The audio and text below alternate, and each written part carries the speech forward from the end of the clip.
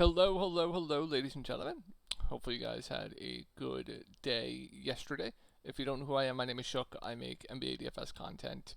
All these videos they get posted over to a subreddit. I'll have a link down below as always. If you're looking for more in-depth content, I'll have my Discord link down below. And if you ever need to get a hold of me privately, you can get a hold of me on X. Right here, I'll also have that linked down below. All right, let's get into my lineups from yesterday. Midday. No, I can't even call it mid. I didn't cash anything. Um, yeah, Andre Drummond.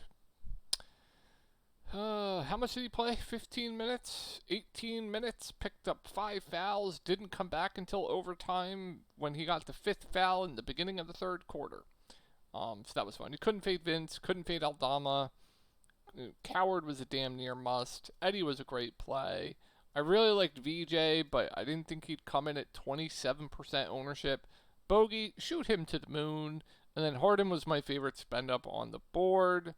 Same type of lineup here, like Cam Spencer. I have Vince. Obviously, I have Aldama. I have Coward. Desmond Bane was very underwhelming. Still have Harden. Andre Drummond just absolutely sunk me yesterday. So yeah, without further ado, we got a 4-game slate here. It's going to be a quick video. Let me see if I'm gonna take a sip of water and then we'll get into it. Let me see if this mic mute thing works. So give me 1 second.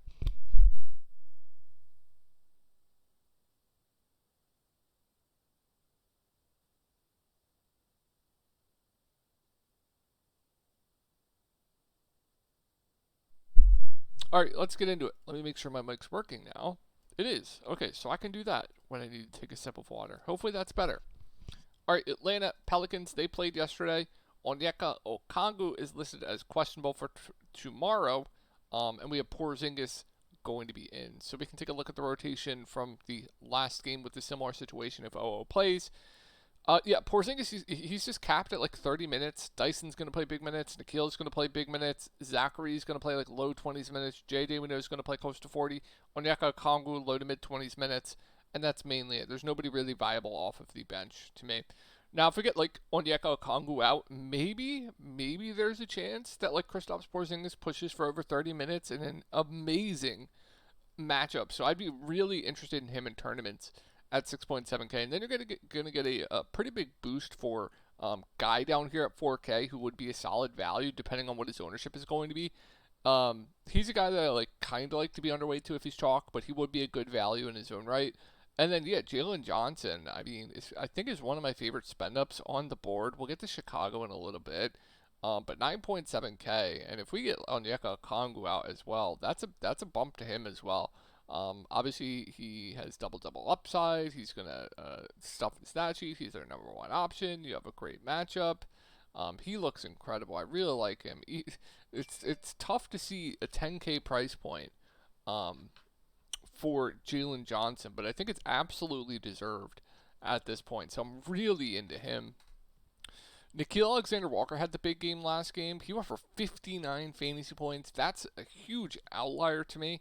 I don't know if I necessarily want to chase that, but I think all these guys are in play just due to the spot. I think if I had to rank them personally, I'd go JJ 1, Porzingis 2, Nickeil 3, Dyson Daniels 4. That is personally how I'd rank them. Zachary, if Onyeka Okongwu's out, gonna have to play a bit more. I wouldn't mind that, depending on ownership. If like people are gonna play Mo Guy over Zachary, I'd just rather play Zachary. And yeah, if Okongwu's in, then I still love Jalen Johnson. I still have interest in Porzingis just due to the price point and a great spot. I think Nickeil's playable. Dyson's 6.8. I think I prefer Nickeil, even though Dyson will probably project better. We'll see. They'll probably project pretty close.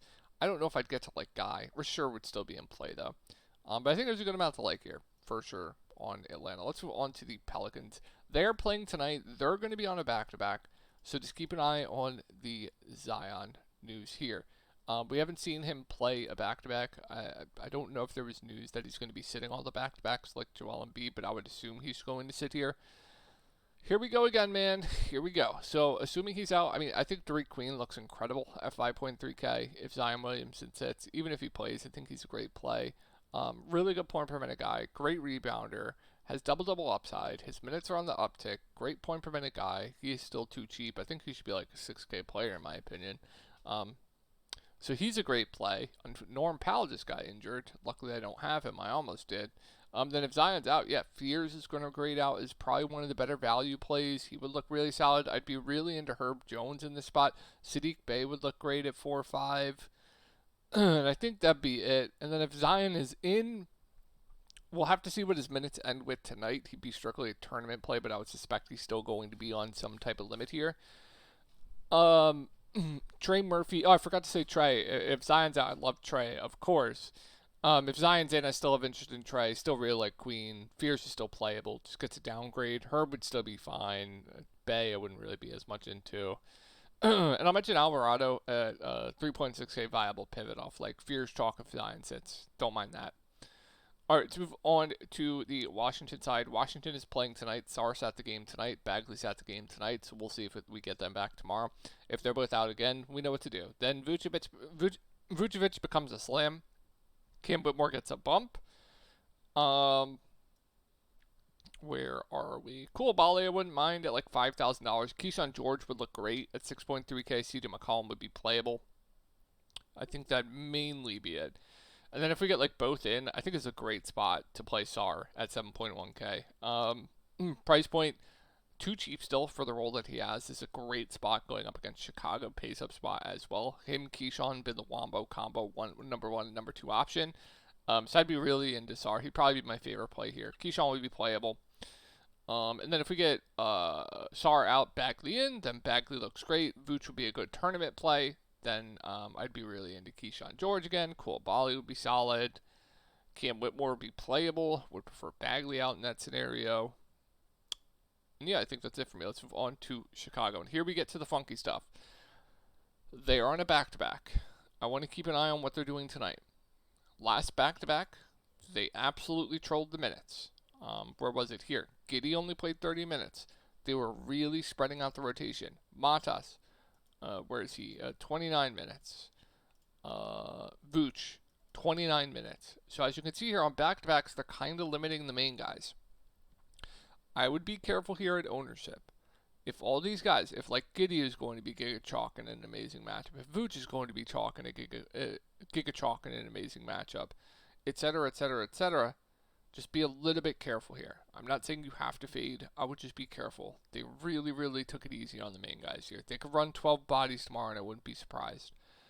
And yeah, like if we're expecting them to get normal run, I think Giddey is probably the best spend up on the board, or one of the best spend ups on the board. I would really like Vooch. Matas, minutes have been up, down, production been up, down, would be playable though. And then if we get the same situation that happens tonight, tomorrow, then I really like Ayo Dosunmu at 5.1. I think Kevin Huerter would be a good play at 5.8. Paul gets a bump, and I think that's mainly it. So just keep an eye on that. Be wary about that, the back-to-back stuff with the Chicago Bulls. All right, moving on to Detroit. They get a great spot here going up against the Milwaukee Bucks. Milwaukee has been pretty bad defensively. Tobias Harris is questionable. I would expect him to remain out tomorrow. So we can pull up the last rotation for them. They haven't played in a minute. We got Dunk, Duren, Stewart, Jenkins, Cade Cunningham. Ron Holland came off the bench in this one. Uzzer Thompson also came off the bench in this one as well. Jenkins deserved the start. We'll see if they change things up. Jenkins was still solid playing alongside Cade. I wouldn't call him a must or a priority or anything. If you play Powell, that sucks. What else do we have here? We do have Karis LeVert back. So that's going to hurt all the other guys. Other touch, keep an eye on if he's starting. If he's starting, I like the spot at $6,000. Duren should be able to feast. He's a great play. Obviously, I love Cade at 10.6K. If Beef Stew starts for some reason, you can go there. Ron Holland's been horrific, but if they do like a surprise start there, you can always play him. But with Ozzer back, it just kind of like muddies the waters with a lot of these guys. And we'll have to pay attention to the starting lineup as well. All right, so on to the Bucks. Giannis is out. Kevin Porter Jr. out. Taurean Prince is out. How about this guy, Ryan Rollins, man? How about him? I was watching that Sixers game. You guys know I'm a Sixers fan, and he almost Well, he did put the work to us, but he almost won the game. I don't know what that last play was that Doc Rivers drawn up. Doc Rivers is terrible. 7.7K price point. We're getting up there, and this is a matchup that I don't like to target. But if you want to play him, I am not going to say no. The usage rate without Giannis off the court is in the 30s, or it's like close to 30. I'm not going to say no if you want to do it. It's a bad spot for Turner. I think I'll probably be passing. They started Bobby Portis last game, but he didn't start the second half, and then he got no overlap with Miles Turner in the second half. So like they can always troll Bobby Portis. Just be careful there. If he's owned, I want nothing to do with it. The price points are like AJ Green, Gary Trent, no thank you. Cole, I never want to play him at ownership. I think it's Kuzma. I think is a good tournament play at 6.7K. I think it's mainly just Ryan Rollins, Kyle Kuzma that I kind of like here. Depends on what ownership's going to be on like Cole Anthony and Bobby Portis, I suppose.